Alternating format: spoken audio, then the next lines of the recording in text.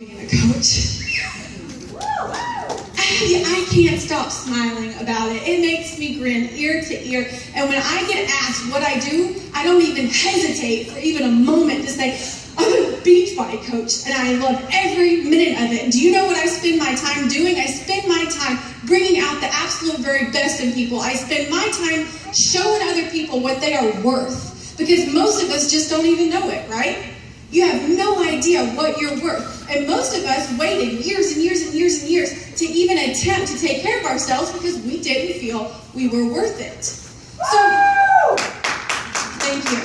Thank you, you one person right there. So I know you can't see these from far back there, but I'm going to tell you what it says. So I've got a big question mark here. If you have a notebook and you're taking notes, write a big old question mark. I just got back from the Love Life Joyce Myers conference a couple of weeks ago, and I came back with my mind totally blown at this opportunity, because every single thing they said, I was like, that's going to my team. That applies to my business. That applies to coaches, because what we do is so much freaking bigger than us. Do y'all get that? I mean, so much bigger. Because your mind probably wasn't telling you that it's a good idea to be a coach, that it's a good idea to be an entrepreneur, that it's a good idea to step out and be different than everybody else, to be different than the norm, to walk the path less traveled. Your brain doesn't tell you that, but you feel something. You feel something in here.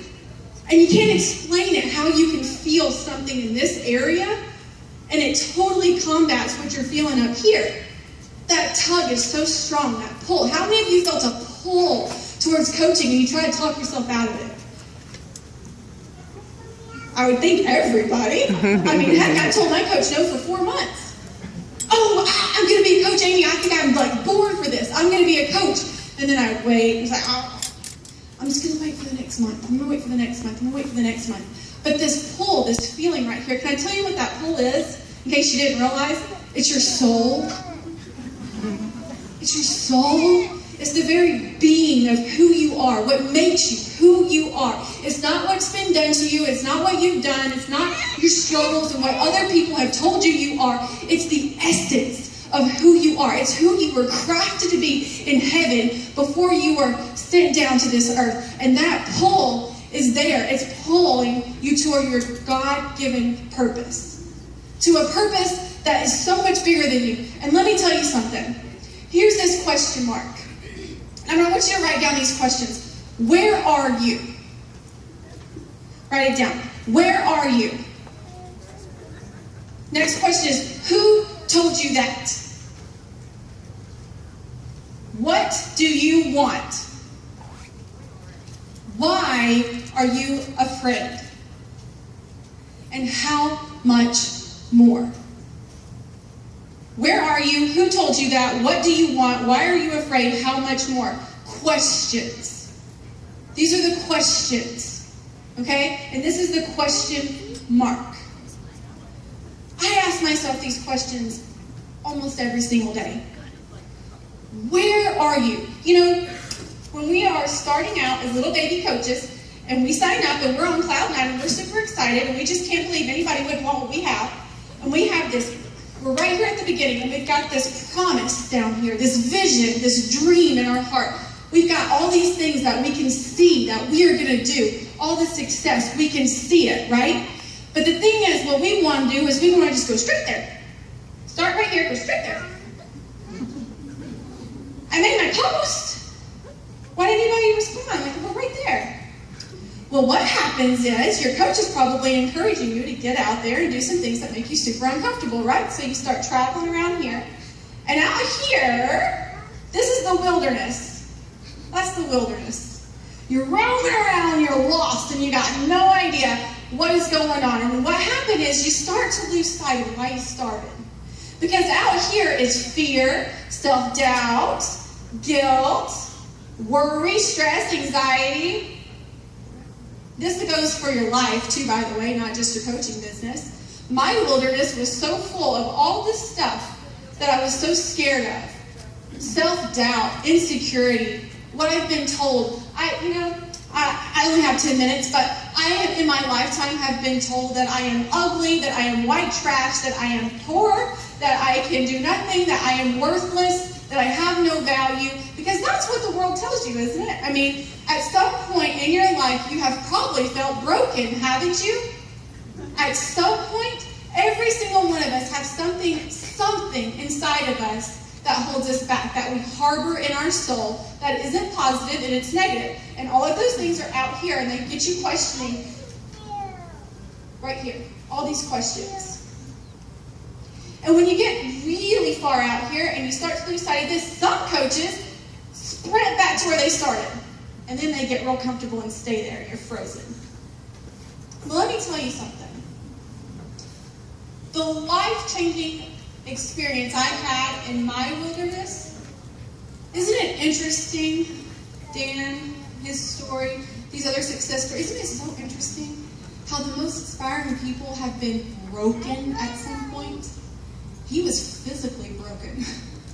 I was emotionally broken.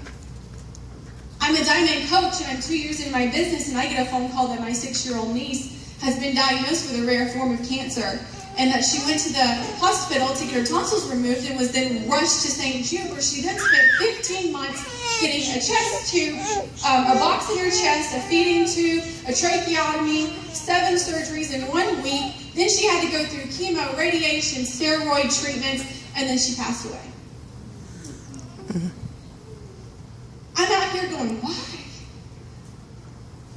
But if you didn't notice that when Dan was talking, something I really loved that he said was, when you have that moment, all of your problems get smaller, right?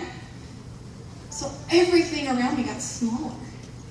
And somehow the worst, absolute worst year of my life, I can say was the best year of my life.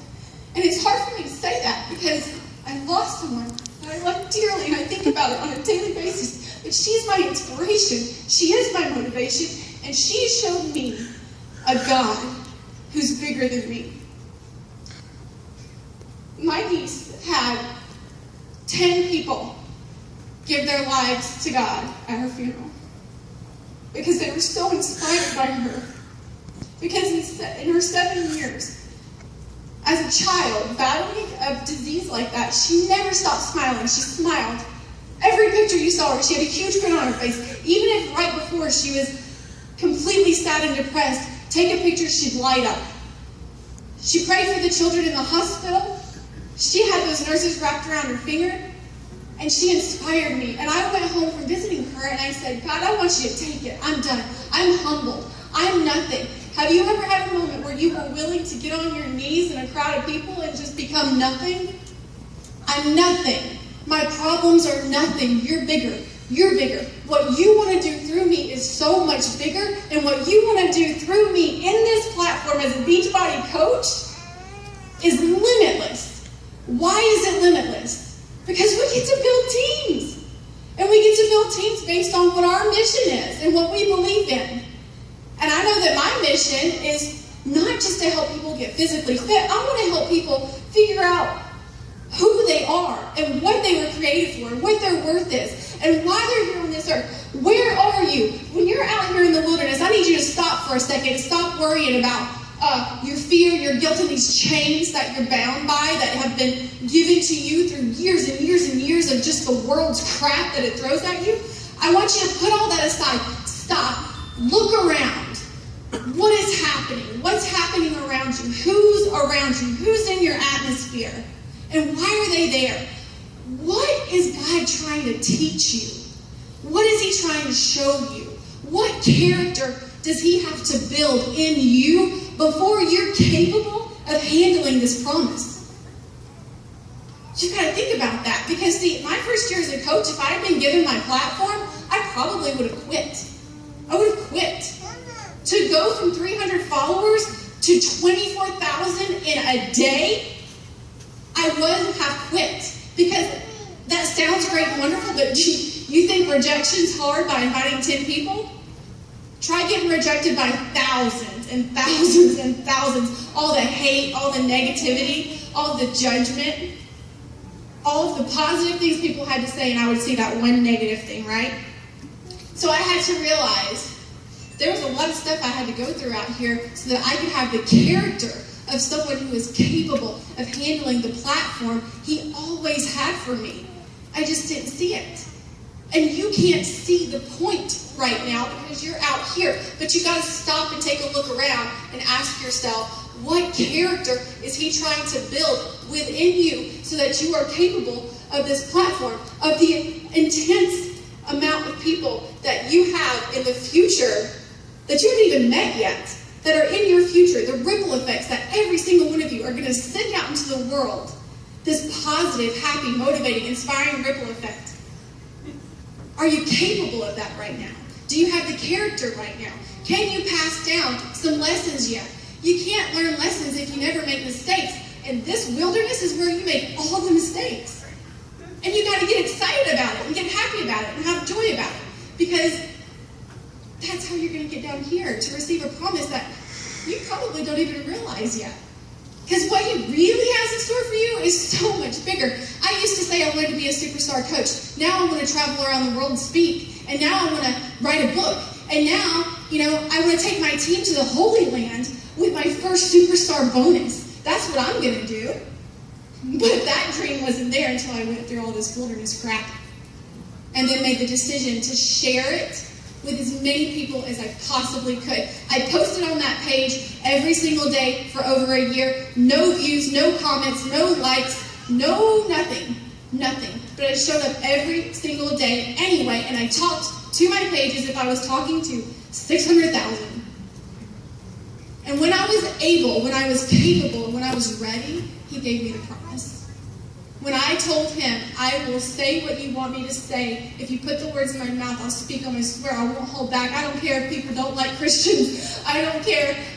I'll say it. I'll risk it. I'll risk people unfollowing my page to share my message. I swear, if you'll just tell me what to do and I'll do it. And then boom, he gave it to me. He gave me that first viral video. And then the next week, he gave me another one. And then a month later, he gave me another one. And the platform just kept growing and growing and growing. And now all of a sudden, I can see a promise that is bigger than I ever imagined it could possibly be. And the same thing is true for every single one of you. Because every single one of you has something inside of you that is so bright and so massive and so strong and so worthy. And every one of you have been broken at some point in your life in some way. And because of that, you have value. You have so much value to share and to pass on and to give to others. So you've got to open up your mouth. Because these questions are not about finding out the answers. It's about the quest. It's about the quest. It's about the journey. And it's about sharing every single moment of that. Okay? So look around at where you are. When you have self-doubt and fear, ask yourself, who told you that? Who told you that? Did other people tell you that? Did your parent tell you that? Did some random person on Facebook who doesn't like your video tell you that? I can't believe you're a Christian twerking to push it good. Take it up with God. It's what he chose to use. I don't know. Okay, so, but did God tell you that? Is it in the Word? Is it written? Is that what he says about you? Because I know what he says about you. He says you're worthy and valuable and powerful and strong. What do you want? What do you really, really want? In all ways, from coaching, from life, everything, all of it, ask yourself these questions. Why are you afraid? Why are you really afraid? Are you afraid because it's that scary, or are you afraid because you know that you really might be successful if you really tried? And are you afraid that if you were successful, you couldn't handle it? Ask yourself the hard questions and give yourself a truthful answer. Make yourself uncomfortable and then do that to your team. Make them uncomfortable. Make them answer the hard questions. How much more? How much more? How long are you willing to do this and fail before you get to the success? If the answer is not forever, then you need to do some soul searching. Because I'm going to be a coach to the day I die. When I'm 99 years old, I'm going to have 80-year-old coaches who are going to have 70-year-old coaches. And I'm going to coach till I die is what I'm going to do. So how much more? So much more. So much more. I will do this as long as it takes. I have value. I have passion. I see what's really important because I lost everything. And so now I don't care. I'm free from those chains. I'm broken. I don't have anything holding me back now. And you don't have to either.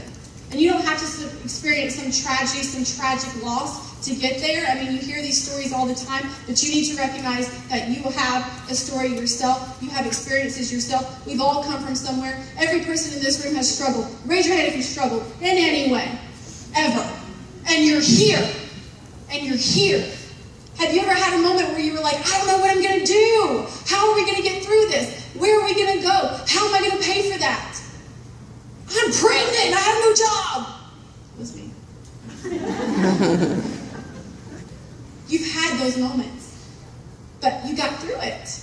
You got through it because you're right here, right now. So you have to be that person to encourage to someone else. I understand that you feel like everything is over, but you're going to get through it because I got through it. And it seems so massive to you right now, but it won't in 10 days. You'll be okay. You're going to survive. You can do this. So, ask yourself questions constantly. And be honest with yourself. And can I just say, open your mouth. Open your mouth. Let your story be told. And do it fearlessly and stop caring about what anybody thinks of you or what you stand for or what you have to say. Stop. You can be free from those chains, and it's the best feeling in the whole wide world. And then you can just be a goofball. I don't know if Dan realizes, but we get paid to be goofy too. At least I do. Just be whoever it is that you are and do it every single day. Every single day. And pour into yourself every single day. Go to conferences.